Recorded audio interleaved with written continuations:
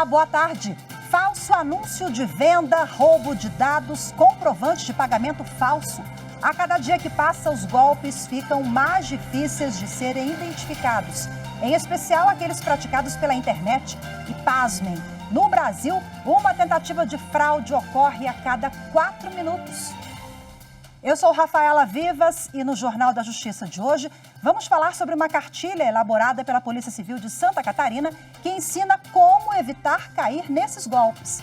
Mas esse é apenas um dos destaques do dia. Vamos aos demais. Ministro Alexandre de Moraes, do Supremo Tribunal Federal, determina que a Polícia Federal ouça o ex-ministro do Gabinete de Segurança Institucional, General Gonçalves Dias.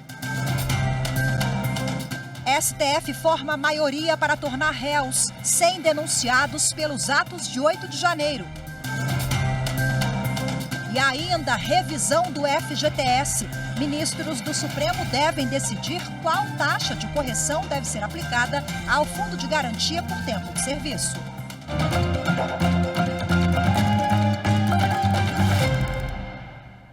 O ministro do Supremo Tribunal Federal, Alexandre de Moraes, determinou que a Polícia Federal ouça o ex-ministro do GSI, Gabinete de Segurança Institucional, General da Reserva Gonçalves Dias, no prazo de 48 horas. Novas imagens do dia 8 de janeiro mostram o ex-ministro entre as pessoas que participaram dos atos antidemocráticos no Palácio do Planalto.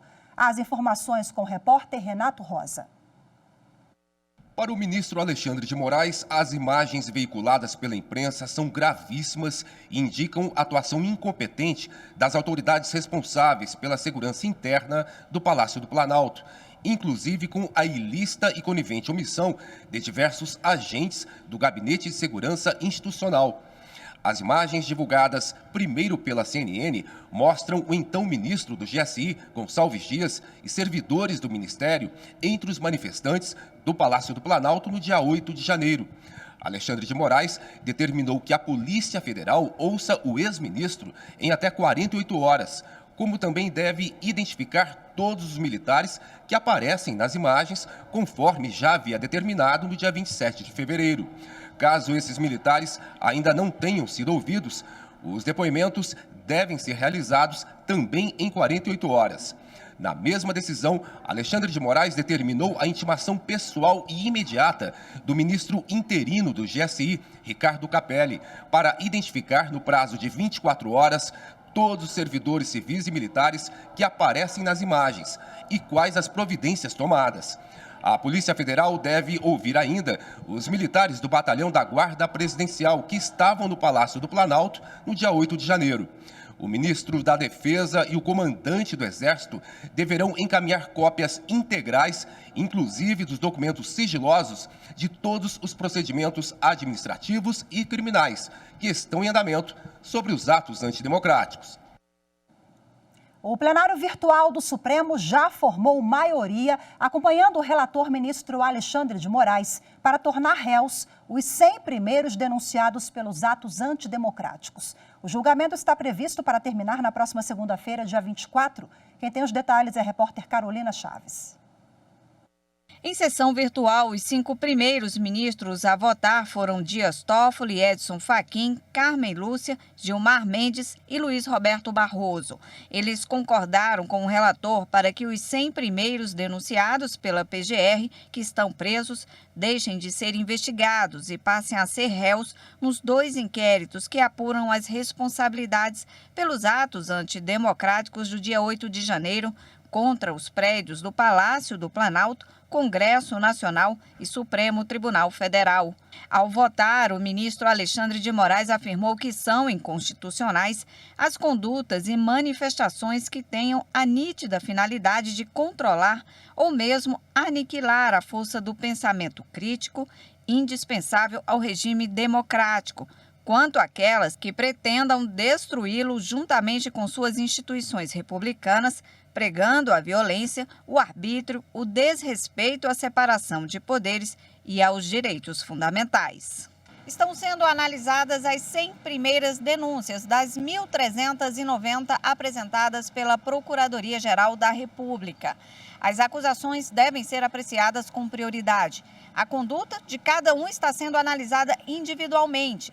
Caso o resultado final do plenário virtual seja por aceitar as denúncias, aí começa outra fase do processo, com a apresentação de mais provas e oitivas de testemunhas. Depois disso é que o Supremo vai julgar se há culpados ou inocentes. Os réus vão responder por crimes como associação criminosa armada, abolição violenta do Estado Democrático de Direito, golpe de Estado, deterioração de patrimônio tombado, dano qualificado pela violência e grave ameaça contra patrimônio público.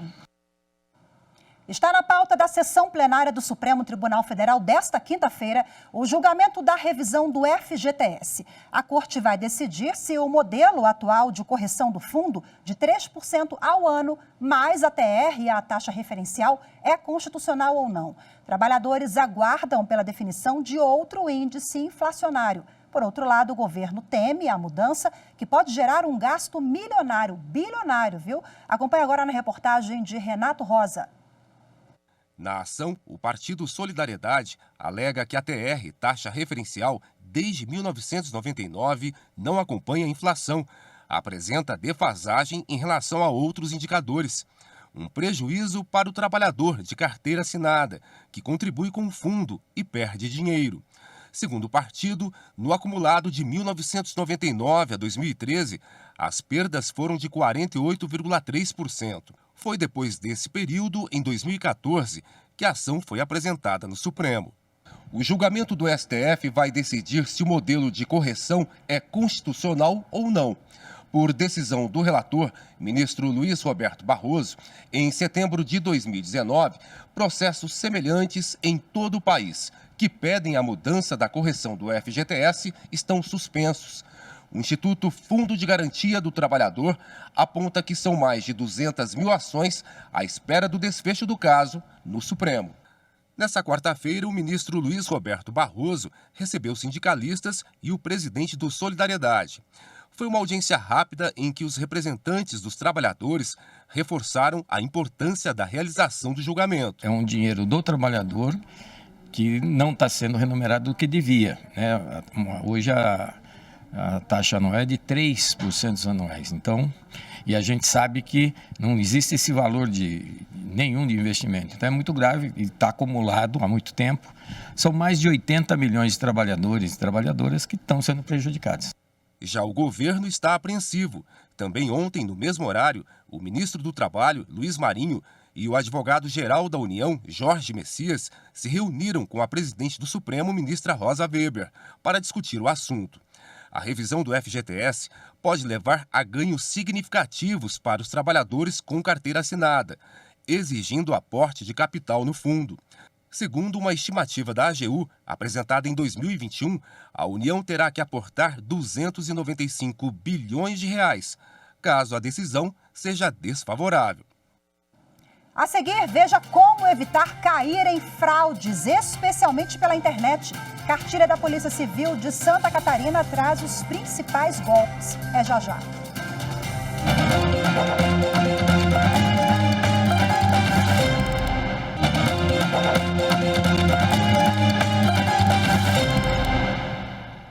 A presidente do Superior Tribunal de Justiça suspendeu o liminar que interferiu no cálculo de preço no setor elétrico. Quem tem os detalhes da decisão é a repórter Jéssica Castro.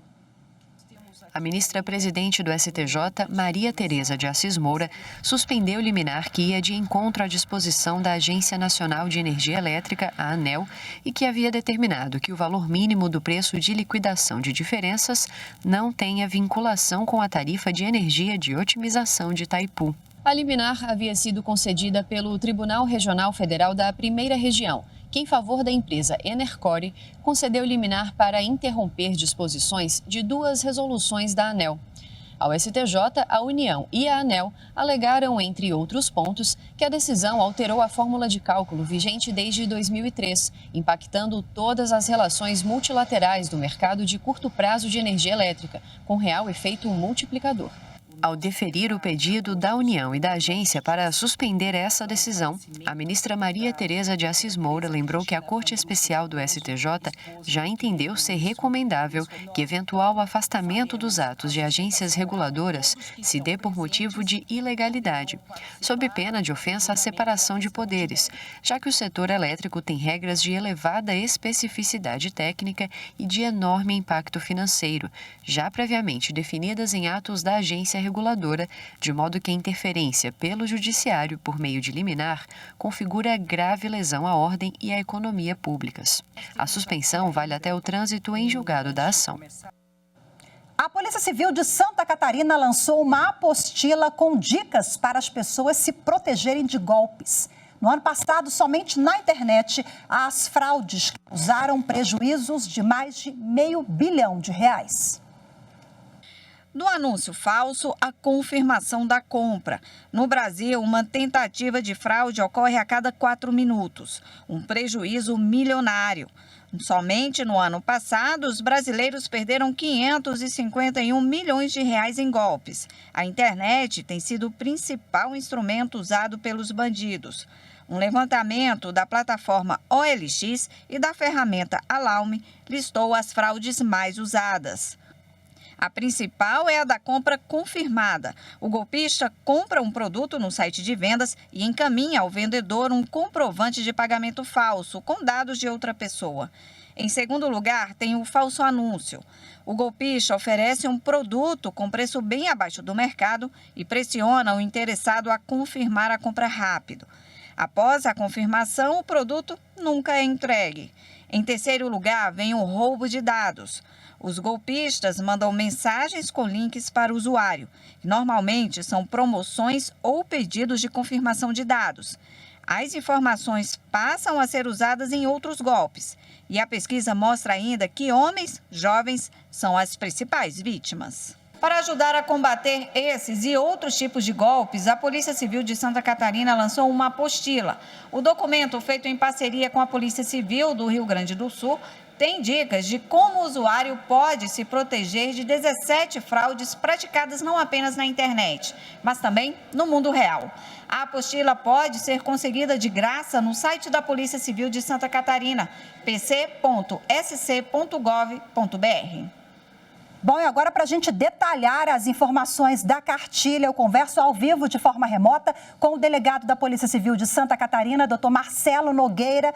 Boa tarde, seja muito bem-vindo à Rádio TV Justiça. Doutor Marcelo, conta para a gente como é que surgiu a motivação para a criação desse, uma espécie de manual, né? Foi realmente a crescente demanda no Estado? Boa tarde, Rafaela. Boa tarde a todos. Exatamente, a Polícia Civil de Santa Catarina verificou nos últimos 3 anos, especialmente, e aí, obviamente, nós, diante do aumento do uso de plataformas de comunicação instantânea, de mensagens instantâneas, o uso ainda mais disseminado de sites de compra e venda de produtos, o que foi potencializado pela pandemia, né? Temos que sempre destacar, os 2 anos e meio de pandemia potencializaram o uso da internet, o uso de plataformas de e-commerce. Então, tudo isso levou a um aumento exponencial dos casos de golpes, de estelionatos praticados pela rede mundial de computadores. E vendo isso, observando isso, a Polícia Civil de Santa Catarina confeccionou essa apostila que se denomina Fuja de Golpes, né? Não proteja-se de golpes, lançada no ano de 2021 para justamente de forma clara, com uma linguagem muito acessível, poder ajudar na prevenção desse tipo de crime. Nós temos imagens dessa cartilha, enquanto o senhor explica, você que nos acompanha aqui pela TV Justiça, vou pedir à nossa diretora para rodar algumas imagens. Bom, vocês elencam 17 tipos de golpes, né? Quais são os mais comuns? Conta pra gente. Exatamente, são os 17 tipos de golpes que a Polícia Civil de Santa Catarina pontuou, monitorou, e nós destacamos, então, o perfil falso de WhatsApp, Nós destacamos também as compras, né, como citou a própria reportagem. Então, nos sites, aqui citamos OLX, mas outros tantos, né, sites de compras online, que também ocorre um número muito grande de golpes, então do crime de estelionato, além do falso link. Além do falso link, também vejam os dois casos que nós verificamos em grande ocorrência, vocês apontaram na reportagem. Então, vem realmente muito ao encontro daquilo que a Polícia Civil de Santa Catarina verificou para a confecção desse manual, dessa apostila. Delegado, o manual foi lançado em julho de 2021. De lá para cá, a gente não pode falar em redução de casos ainda, mas houve ali uma estagnação a isso, que é positivo de certa forma também, né? Exatamente. Nós observamos isso, que há uma manutenção, né? Então uma estabilidade desses números objetivamente falando, números objetivos, mas percebemos também nesse 1 ano e meio aproximadamente do lançamento da apostila que há uma tendência assim de queda. Tá? Também observamos nesse período um leve aumento no número de procedimentos policiais. Então, inquéritos policiais, autos de prisão em flagrante que a Polícia Civil realizou envolvendo esse tipo de crime. Então, leve aumento. Isso tudo vem ao encontro daquilo que a gente diz. Há uma estagnação, mas com uma tendência de queda. Isso a gente acredita nos próximos 2 anos aí, vamos perceber isso nitidamente. Bom, o trabalho é realizado pela Polícia Civil de Santa Catarina, mas vale para todo o país, porque são dicas preciosas, né? Agora eu queria finalizar com o senhor dando algumas orientações aqui para quem nos acompanha. Quando a esmola é demais, já diz o ditado, né? Quando a esmola é demais, o santo desconfia. Vale essa máxima? Perfeitamente, Rafaela. É muito antes de se terem os crimes online, os golpes pela internet, a máxima era, né, a principal dica para o cidadão é duvidar, né? É ter sempre ali consigo que ninguém vai oferecer dinheiro, vai oferecer vantagem, vai oferecer algo, né? Assim, a revelia, como se diz. Então, sempre a principal dica é essa, mesmo quando não havia os crimes online, né? Hoje, com os crimes online, também a principal regra, a principal dica é essa, é duvidar, é ter sempre aquela cautela, ter sempre uma cautela muito maior do que se você está tratando com uma pessoa presencialmente. Maravilha, e você de casa caiu em algum golpe, tem dúvidas, procura a polícia, viu, até para a gente alavancar aí a estatística e poder trabalhar, atuar em cima dos casos, né, doutor Marcelo? Muito obrigada, viu? Parabéns pela iniciativa de vocês, bom trabalho, obrigada pela disponibilidade do senhor em conversar conosco, uma boa tarde. Boa tarde, estamos à disposição sempre. A seguir, Conselho Nacional de Justiça lança campanha para o recadastramento de dados étnico-raciais. As informações em instantes, voltamos já.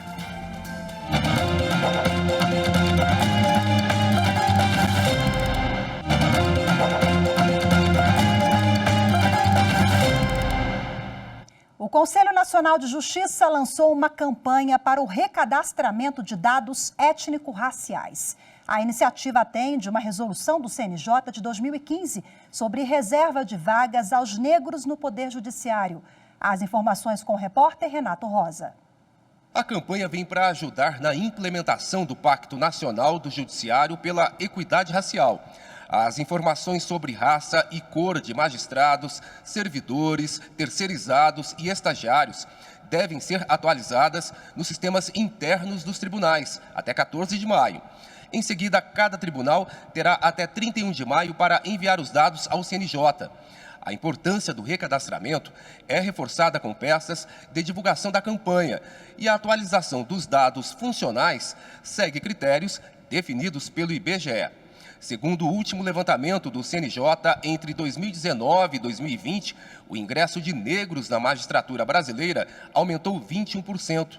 Mesmo assim, no ritmo atual, a equivalência entre brancos e negros na justiça só seria alcançada em 2058. A política de cotas raciais no judiciário trouxe impacto positivo, mas não o suficiente.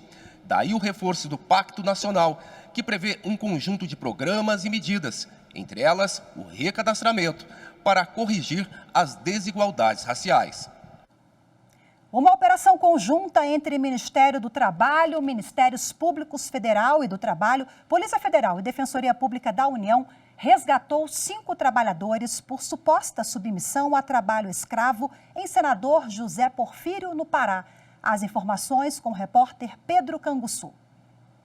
Durante a fiscalização, foi resgatada uma adolescente de 14 anos e uma criança de 1 ano e 4 meses, filha de uma das vítimas. O grupo estava alojado em 2 barracos cobertos por lona plástica e palha e não tinha banheiro. Os fiscais constataram que os trabalhadores foram submetidos à servidão por dívidas, já que os salários não eram pagos pelo empregador. Eles também não podiam sair do local até que as supostas dívidas fossem quitadas. O fazendeiro pagou as verbas trabalhistas e rescisórias devidas. O Ministério Público apura se a conduta dos investigados representou crime por submeter os trabalhadores à condição análoga à escravidão. As penas podem chegar a 8 anos de prisão para cada vítima e podem ser aumentadas na metade quando o crime é cometido contra crianças e adolescentes.